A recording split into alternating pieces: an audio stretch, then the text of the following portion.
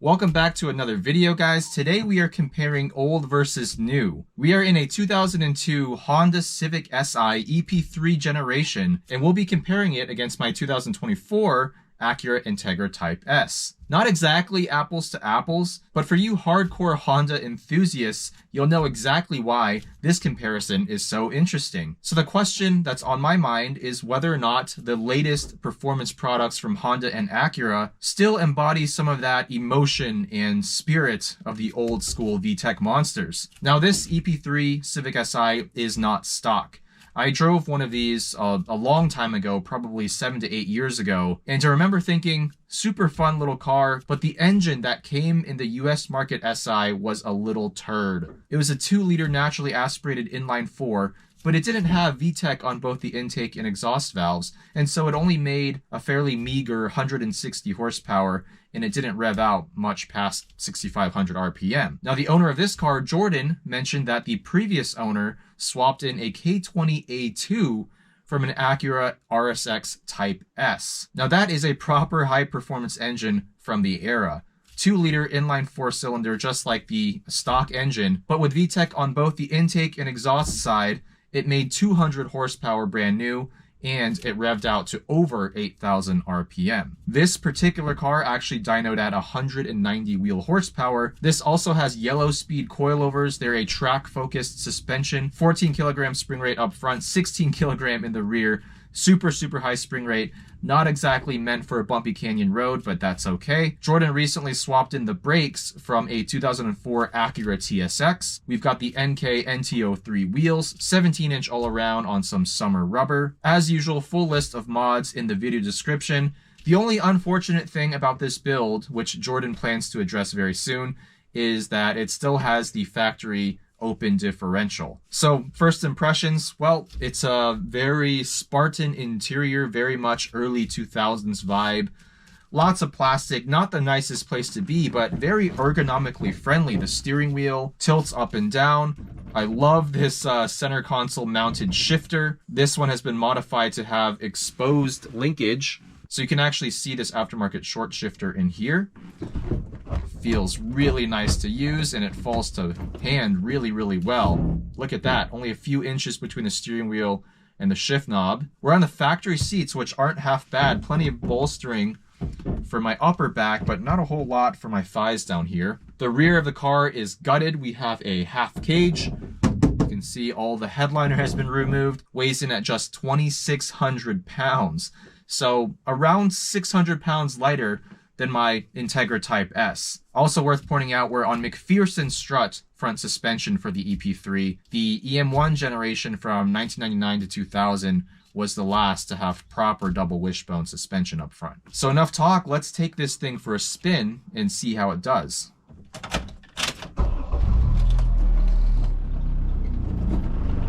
Very rattly little car. I'm sure we have aftermarket engine mounts.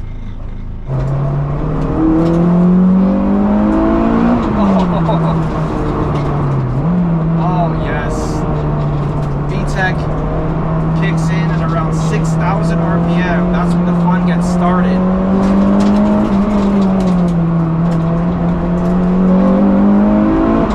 Oh wow, very short gearing.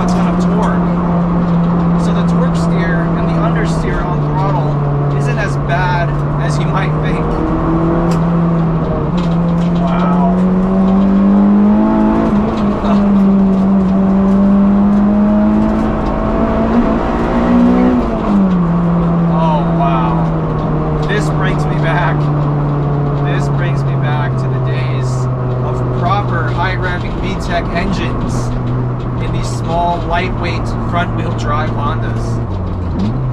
Excellent shifter, really nice and notchy and slick, mechanical. Little straight line pull here.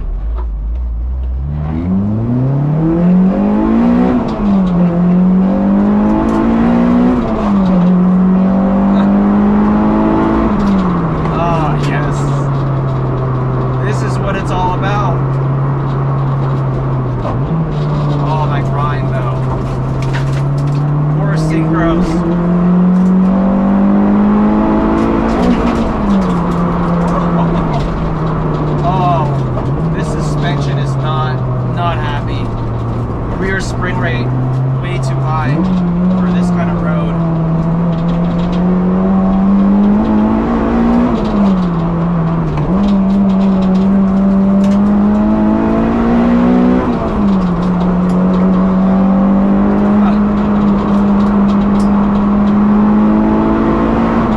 It's not a slow car.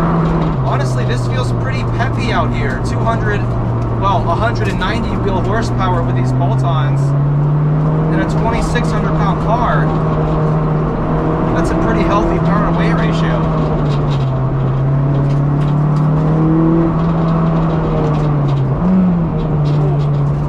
The turn-in is a little wonky.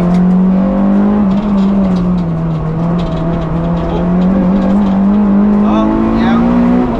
There's that lock of an LSD holding me back in the corner. The car just spins up its inside wheel. Oh, wow. Not the most well-sorted car, at least not for canyon driving, but there's no denying how much just personality this car is brimming with. From the engine, to the transmission, just how light this car feels, to the super slow steering ratio. You really have to manhandle this thing in the corners. Very light, but the amount of lock you have to apply in some of those hairpins is pretty crazy. I would say this car isn't that easy to drive hard.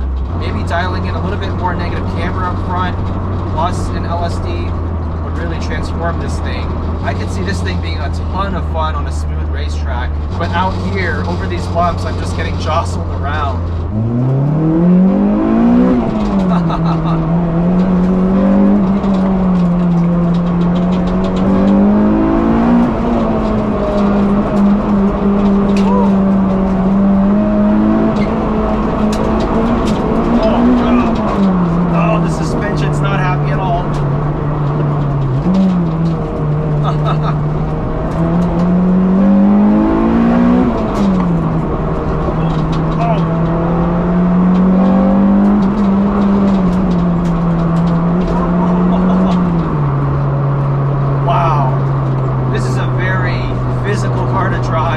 I'd be so curious how this would feel with a slightly more street-focused suspension.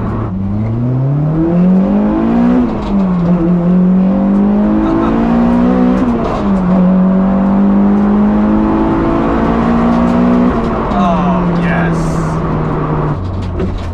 Oh. Every time I see a bump, I brace myself for impact. What a fun little car. Is it technically brilliant? No, but you're dealing with a 20-year-old economy hatchback with a high-performance engine and some track suspension swapped in. This thing is an absolute riot. Oh man. Now I'm gonna be so curious after hopping back into my Integra Type S. 22 years of technological improvement. Where has it gotten us?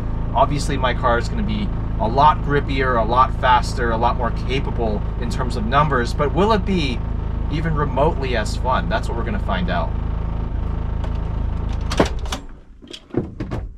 All right, we're back in my 2024 Integra Type S. This is my first time driving this car in the canyons since the mods that I've installed. So we're now on some Apex VS5 RS wheels, 18 by 9.5 plus 45 with Kumho V730 tires, 265 all around. And we're on the Öhlins Road and Track suspension, 6 kg up front, 10 kg in the back. I've driven this car on track in this form once and it was absolutely fantastic. So I'm really curious to see how this performs on a tight and bumpy canyon road. We're powered by the same family of engine as that EP3 Civic, It's a K20, but this one is the K20C1. Instead of being naturally aspirated and ultra high revving, this one is, of course, turbocharged. It's still a 2-liter inline 4-cylinder. It only has VTEC on the exhaust side, 320 horsepower, and 310 pound-feet of torque. Still front-wheel drive, but we do have a factory limited slip differential, 6-speed manual transmission,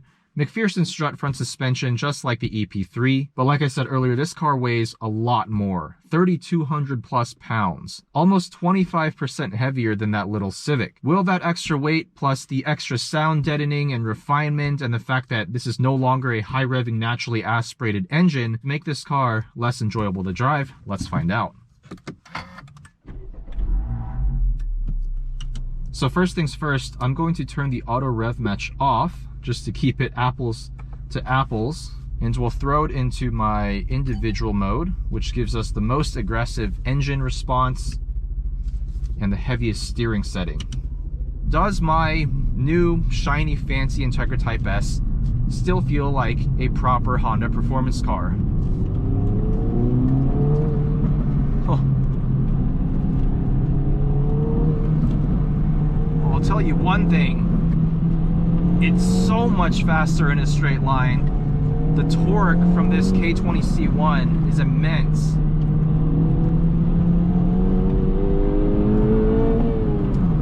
The shifter feels even better than the one in that EP3.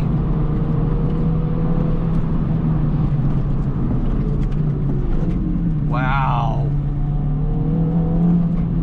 Just the sheer difference in capabilities between these two cars. This is so much grippier and more composed, especially with the Öhlins. The seat is still definitely a big downer for me. It's just the same design as found in the regular Integra. It's a comfort seat. It's not a high performance seat whatsoever. There's no bolstering, or very little of it. This engine pulls hard all the way to 7,000 RPM, but I mean, you can hear it even with the special exhaust tuning that Acura did to make this stand out from the Civic Type R, its mechanical twin. It doesn't sound even a fraction as exciting and raw as that K20A2. I used to be the biggest proponent of natural aspiration high revving, but look at this.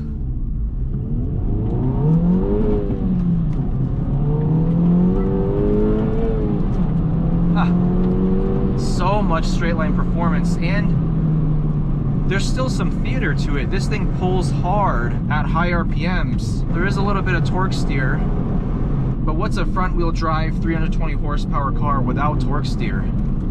Don't think it exists. Oh. Car stops on a dime with just some endless brake pads that I installed for the track. The steering is actually better in this car than it is in the EP3. It's so much sharper and more precise on center, and it loads up more in the corners as well, even though this is electric power steering. I think Honda has really come a long way in EPS tuning in the last couple of decades.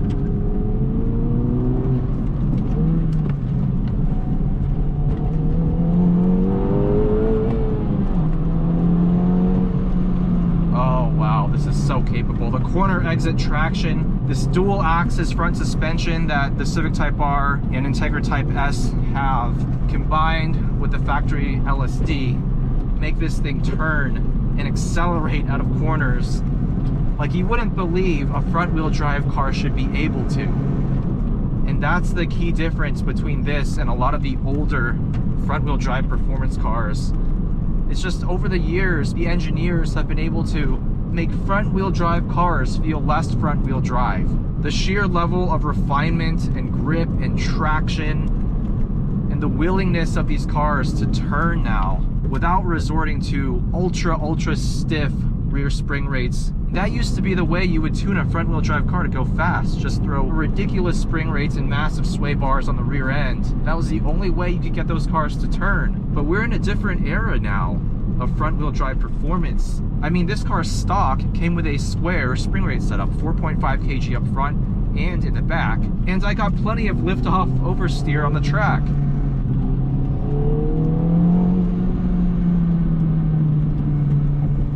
Oh yes, so much grip. And the Öhlins help this car feel really nice and composed over the bumps while maintaining excellent body control, minimizing body roll in the corners. Wow.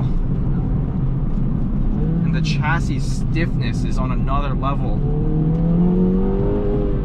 Honda and Acura have come such a long way since the early 2000s, and yet the early 2000s and 90s are still considered the golden era of Honda performance cars. And I'm not disputing that whatsoever. I think they made some of the best cars of all time back in the 90s and 2000s. But don't for one second think that the modern age of these cars has made them soft in some way. They're just as aggressive, if not more aggressive than before, but in a different way.